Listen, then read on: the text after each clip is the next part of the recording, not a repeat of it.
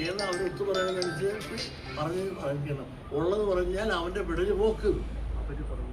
ഞാനെന്ത് ചെയ്തിട്ടാണ് എന്നെ ഇട്ടുകൊണ്ട് ക്രൂശിക്കുന്നത്? ഞാൻ ഒരു മുസ്ലിം ലീഗിനോടോ മുസ്ലിം സമുദായത്തോടോ ഒരു ഉദ്ദേശം പറഞ്ഞില്ലേ എന്ന് ഏർത്തായിട്ട് വന്നിട്ട് എന്നെ വിടുക്കണ്ട.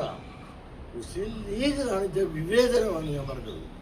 വിവേചനം പറഞ്ഞതിൻ്റെ പേരിൽ അതേ പറഞ്ഞുള്ള വെള്ളാപ്പള്ളി എന്ന് പറഞ്ഞാൽ എൻ്റെ പേര് കേരള മുഖ്യമന്ത്രി എന്തുമാത്രമാണ് ദ്രോഹിച്ചത്, വേട്ടയാടിയത്.